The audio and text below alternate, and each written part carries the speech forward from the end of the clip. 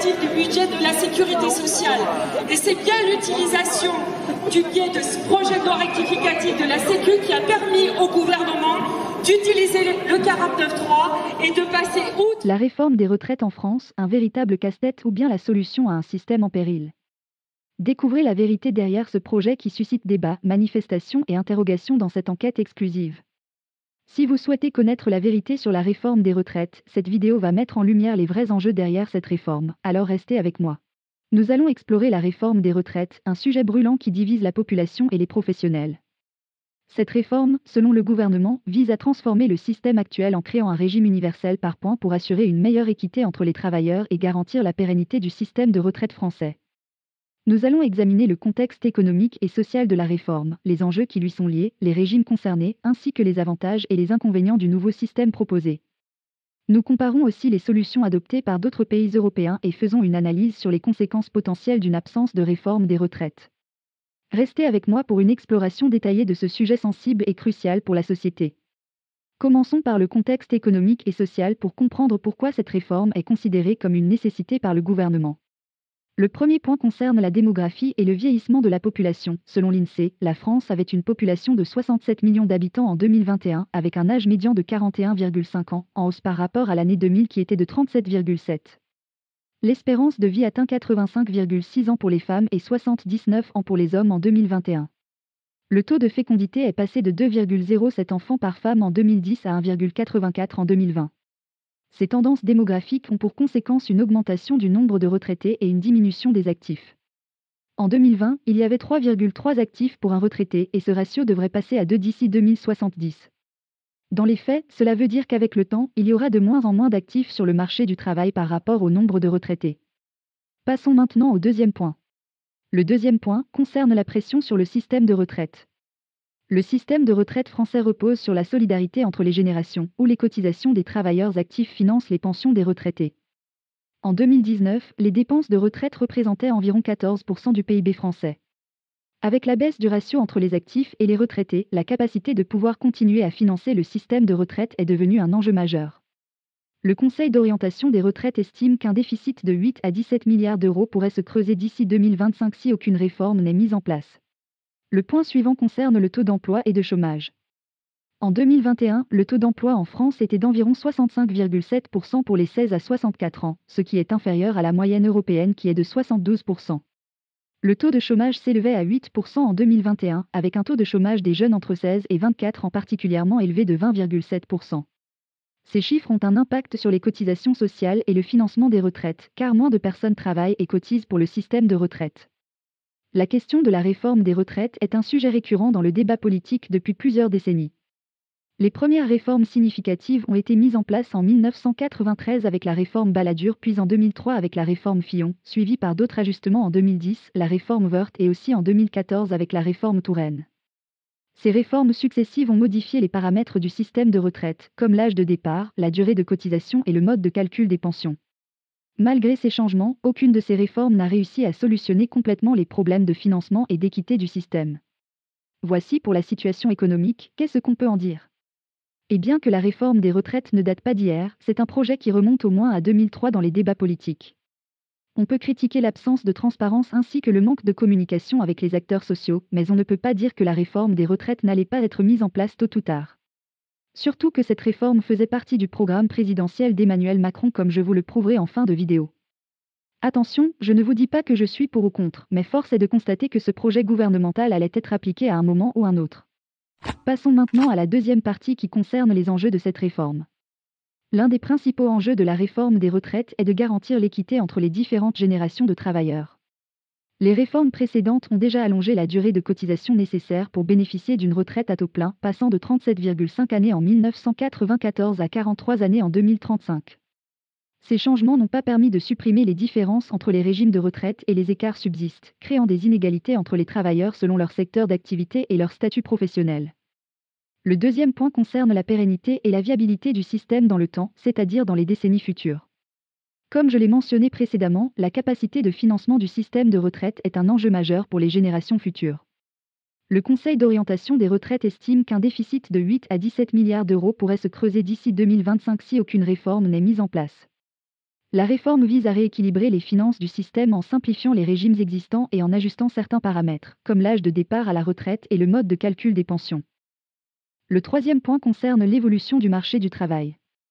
Le marché du travail a évolué au fil des années, avec une augmentation significative des travailleurs indépendants, des contrats précaires, comme les contrats intérimaires, mais aussi une augmentation des carrières atypiques, c'est-à-dire des travailleurs qui, à un moment de leur parcours, décident de changer de secteur d'activité par le biais d'une formation ou d'une reconversion professionnelle. La réforme des retraites doit prendre en compte ces nouvelles réalités pour garantir une couverture adéquate à tous les travailleurs, quelle que soit leur situation professionnelle. Le quatrième point est en lien avec la pénibilité dans certains secteurs d'activité.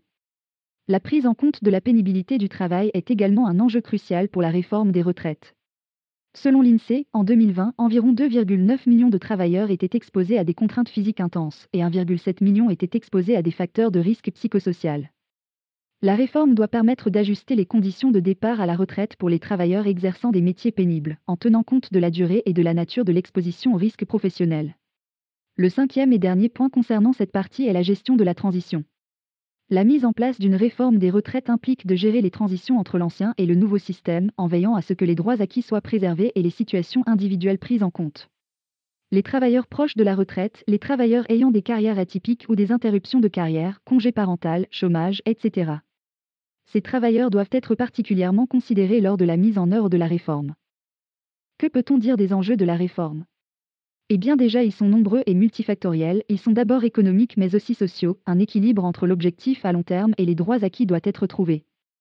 Mais là tout de suite il y a quelque chose qui saute aux yeux, comment maintenir les droits acquis pour les actuels retraités ainsi que les personnes proches de la retraite sans défavoriser les autres. Passons à la partie concernant les régimes concernés. Comme vous le savez, la réforme des retraites vise à remplacer les 42 régimes existants par un régime universel de retraite par points.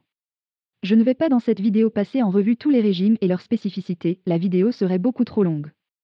Je vais me focaliser sur deux de ces régimes en particulier, qui reflètent à eux seuls l'inégalité du système de retraite avant la réforme, les régimes spéciaux et les régimes des indépendants.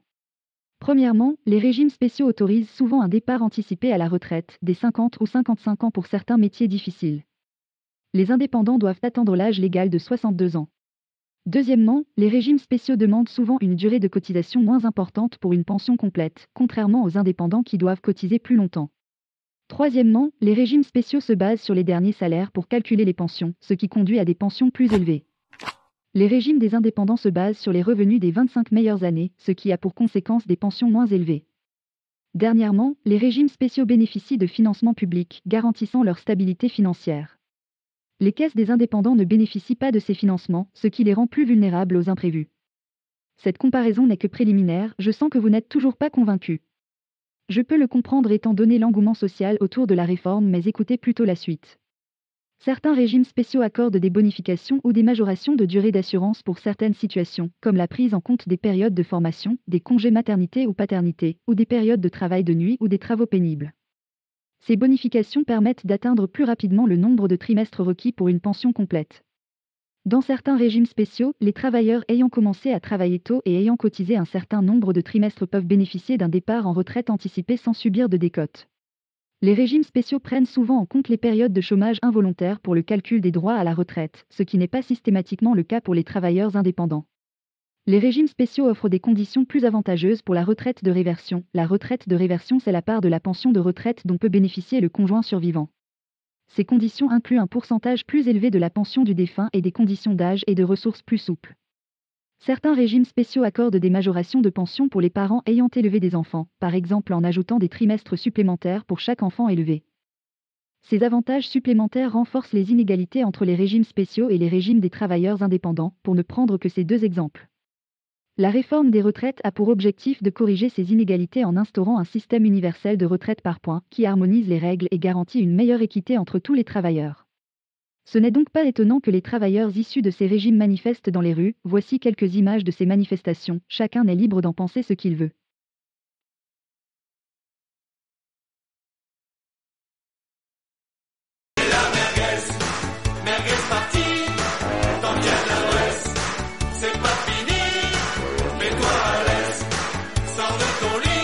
Examinons maintenant les avantages et les inconvénients de cette réforme, parce que oui, rien n'est jamais tout noir ou tout blanc. Commençons par les inconvénients. La réforme pourrait entraîner une baisse des pensions pour certains travailleurs, en particulier ceux bénéficiant de régimes spéciaux. Le passage à un régime universel par points pourrait modifier les modalités de calcul des pensions, avec des conséquences sur le niveau de vie des retraités. Par exemple, les pensions des fonctionnaires pourraient être calculées sur l'ensemble de leur carrière au lieu de leurs 6 derniers mois, ce qui pourrait entraîner une baisse de leur pension. La réforme prévoit d'instaurer un âge d'équilibre, fixé initialement à 64 ans, pour inciter les travailleurs à prolonger leur activité. Cette mesure est controversée, car elle pourrait pénaliser les travailleurs ayant des carrières longues ou exerçant des métiers pénibles. Par exemple, les travailleurs ayant commencé à travailler très jeunes ou ceux exerçant des professions avec des contraintes physiques importantes pourraient être amenés à travailler plus longtemps, avec des conséquences sur leur santé et leur qualité de vie.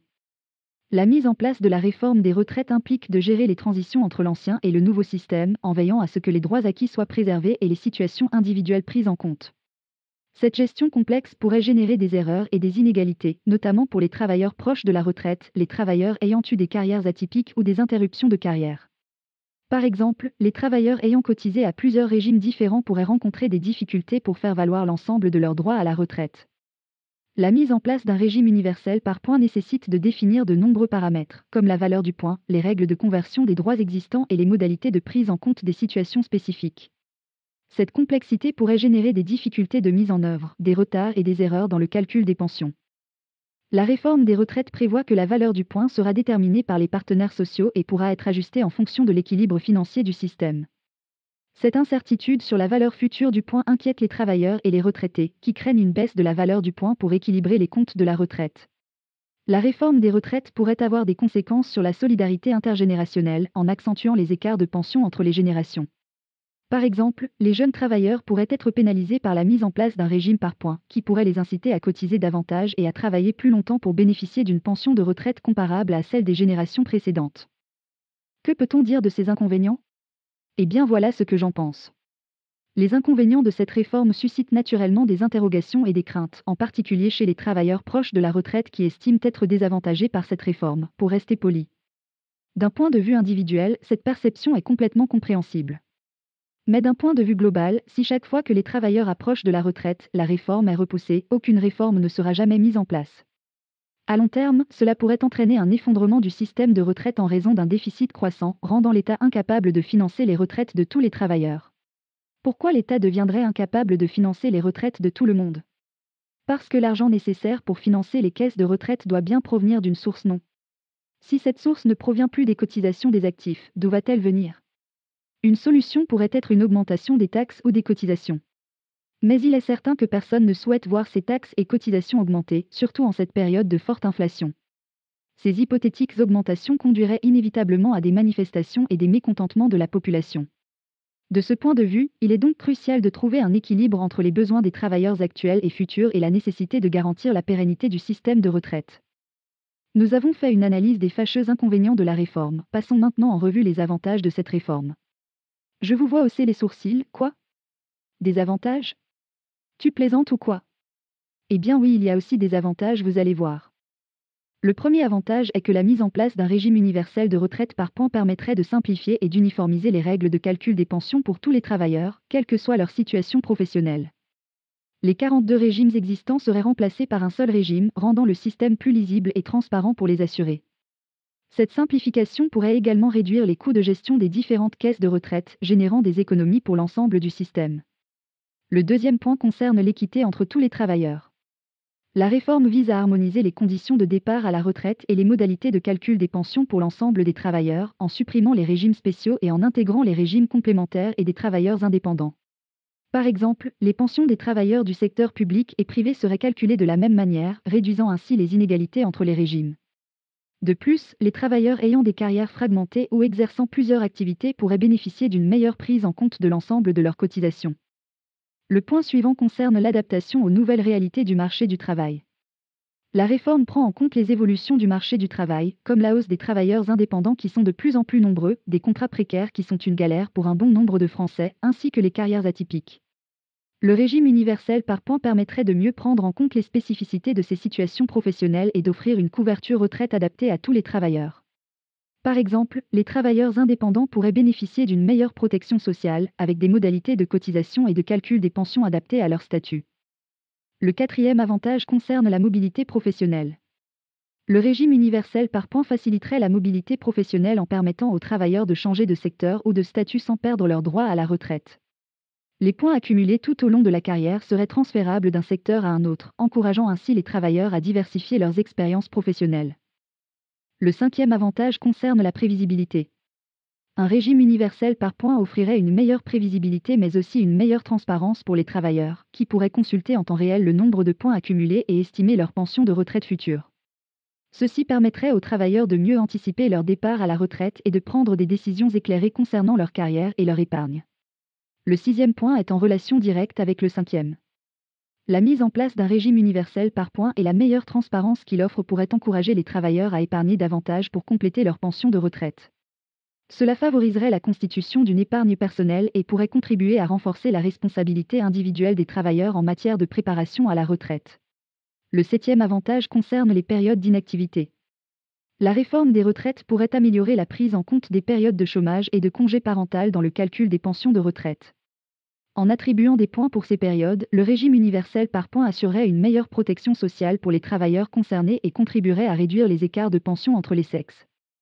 Le huitième avantage est une meilleure adaptation aux évolutions économiques. Un régime universel par points permettrait d'ajuster plus facilement les paramètres du système de retraite, l'âge de départ, la valeur du point, le taux de cotisation en fonction des évolutions démographiques et économiques. Cette adaptabilité pourrait contribuer à assurer la pérennité du système de retraite et à maintenir l'équilibre financier à long terme. Le neuvième et dernier avantage concerne les travailleurs qui aiment le changement et la diversité. La réforme pourrait inciter les travailleurs à investir dans leur formation continue et à envisager des reconversions professionnelles grâce à la portabilité des droits à la retraite entre les différents secteurs d'activité. Cette flexibilité encouragerait le développement des compétences tout au long de la vie et la mobilité professionnelle, ce qui pourrait avoir des effets positifs sur la compétitivité de l'économie française. Alors qu'en pensez-vous ? La réforme des retraites ne présente pas que des inconvénients, notamment pour les travailleurs souhaitant changer de métier en cours de carrière ou explorer de nouveaux horizons professionnels. Dans un monde en constante évolution, l'adaptation du système de retraite à ces réalités économiques et démographiques est une évidence. Passons maintenant à la comparaison avec d'autres pays européens. Il faut comprendre que la réforme des retraites est avant tout nationale, mais elle s'inscrit aussi dans un contexte européen où plusieurs pays ont déjà mis en place des réformes pour adapter leur système de retraite aux défis démographiques et économiques. Pour pouvoir comparer, il faut comprendre que cette comparaison est basée sur un indicateur, le taux de remplacement. Le taux de remplacement permet de mesurer le niveau des pensions de retraite par rapport au salaire perçu durant la vie active. Il est généralement exprimé en pourcentage et se calcule en divisant le montant moyen de la pension de retraite par le montant moyen du salaire perçu durant la carrière. Dans les faits, un taux de remplacement élevé signifie que les retraités perçoivent une pension proche de leur salaire moyen lorsqu'ils étaient actifs, tandis qu'un taux de remplacement faible signifie que la pension est nettement inférieure au salaire moyen perçu durant la carrière. Prenons un exemple, si le taux de remplacement est de 70%, cela signifie que la pension de retraite moyenne correspond à 70% du salaire moyen perçu durant la vie active.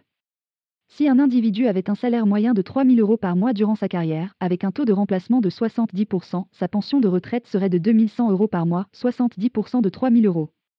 Le taux de remplacement varie d'un pays à l'autre en fonction des règles et des paramètres du système de retraite.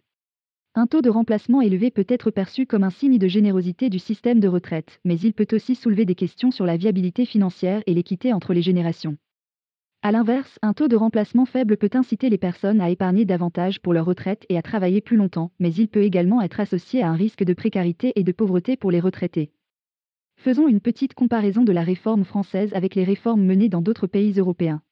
L'Allemagne a progressivement relevé l'âge légal de départ à la retraite de 65 à 67 ans entre 2012 et 2029. En plus, un système de retraite par points a été introduit, permettant une plus grande flexibilité dans le choix de l'âge de départ à la retraite et un ajustement automatique en fonction de l'espérance de vie. En 2018, le taux de remplacement pension par rapport au salaire en Allemagne était de 50,5%. La Suède a mis en place un système de retraite par points en 1999, combinant un régime de base financé par répartition et un régime complémentaire financé par capitalisation. L'âge de départ à la retraite est flexible, avec un âge minimum de 61 ans et un âge maximum de 67 ans. Le taux de remplacement en Suède était de 52,4% en 2018. L'Italie a réformé son système de retraite en 2011 en instaurant un régime par points et en augmentant progressivement l'âge de départ à la retraite. En 2019, l'âge légal de départ à la retraite était de 67 ans pour les hommes et les femmes. Le taux de remplacement en Italie était de 63,3% en 2018. Le Royaume-Uni a augmenté l'âge de départ à la retraite de 65 à 66 ans en 2020 et prévoit de le relever à 67 ans d'ici 2028. Le système de retraite britannique comprend une pension de base financée par l'État et un régime complémentaire facultatif. Le taux de remplacement au Royaume-Uni était de 28,4% en 2018, l'un des plus faibles d'Europe. En comparaison avec ces pays, la réforme des retraites en France prévoit la mise en place d'un régime universel par points et un ajustement de l'âge de départ à la retraite avec un âge d'équilibre fixé à 64 ans. Le taux de remplacement en France était de 74% en 2018, l'un des plus élevés d'Europe. Ces comparaisons montrent que la réforme des retraites en France s'inspire des réformes menées dans d'autres pays européens, en particulier en ce qui concerne la mise en place d'un régime par points et l'ajustement de l'âge de départ à la retraite.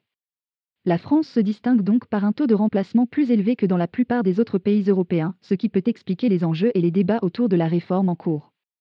La France bénéficie d'un système de retraite qui présente un âge de départ à la retraite parmi les plus bas en Europe, ainsi que des avantages non négligeables pour les retraités. Ces avantages se caractérisent notamment par un taux de remplacement élevé, qui permet aux retraités français de percevoir une pension représentant une part importante de leur salaire moyen perçu durant leur carrière. Alors vous en dites quoi concernant le positionnement de la retraite française en Europe?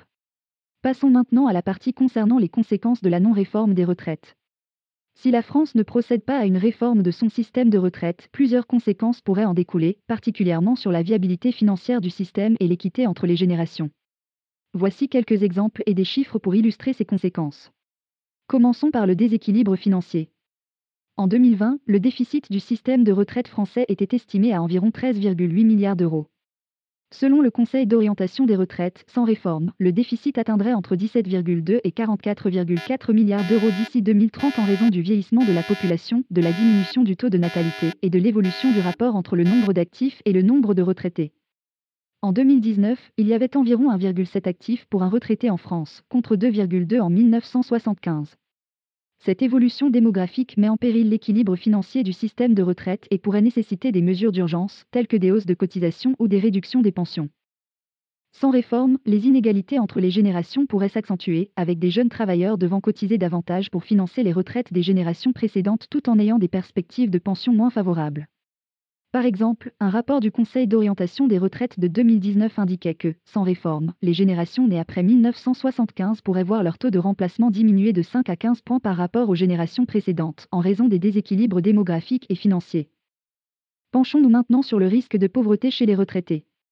Sans réforme, le système de retraite pourrait ne pas être en mesure de garantir un niveau de vie décent pour les retraités, en particulier pour les générations futures.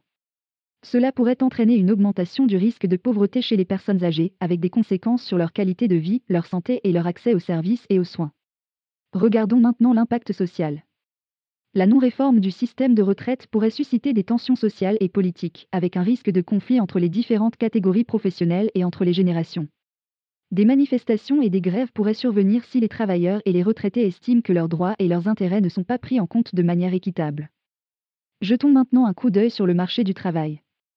La non-réforme du système de retraite pourrait également avoir un impact sur le marché du travail, en décourageant les travailleurs de partir à la retraite ou en les incitant à chercher des emplois à temps partiel ou informel pour compléter leur pension. Cela pourrait entraîner des difficultés pour les jeunes travailleurs à trouver des emplois, ainsi que pour les entreprises à recruter et à fidéliser les travailleurs expérimentés. Au travers de ces exemples, on voit bien que la non-réforme du système de retraite peut avoir de multiples conséquences négatives, allant du risque de pauvreté chez les retraités des générations futures à la pression sur les finances publiques, en passant par les tensions sociales et politiques et l'impact sur le marché du travail. Certaines catégories professionnelles sont désavantagées dans cette réforme, mais d'autres, comme les travailleurs indépendants qui sont de plus en plus nombreux, sont avantagés, mais surtout, cette réforme vise aussi à protéger les retraités des futures générations. Dans ce contexte, il est donc important de trouver un consensus pour mener à bien une réforme du système de retraite qui réponde aux défis démographiques, financiers et sociaux actuels et futurs. Il est maintenant temps de conclure et d'analyser ce que nous avons vu tout au long de cette vidéo. C'est également le moment de vous prouver qu'Emmanuel Macron n'avait pas menti lorsqu'il y a 7 ans, lors de sa campagne présidentielle, il s'était engagé à réformer la retraite. Écoutez cet extrait audio. Sur les retraites, difficile d'avoir de conceptions plus différentes. Emmanuel Macron veut faire table rase du passé, finit les différences entre public, privé et indépendant. Il propose un système universel par points. Plus on cotise, plus la pension est élevée. Une retraite, justement, par répartition, mais par points, où 1 euro cotisé donne les mêmes droits, où on en finit avec les régimes spéciaux et les inégalités actuelles. Il est possible de critiquer cette décision et de la trouver injuste, mais je n'arrive pas à comprendre comment les mêmes personnes qui ont voté pour le président actuel, qui avait annoncé cette réforme dans son programme présidentiel. Comment ces mêmes personnes donc peuvent aujourd'hui le critiquer et le détester tout en ayant eu connaissance à l'avance des mesures sur lesquelles ils s'étaient engagés? Désolé, mais cela m'échappe.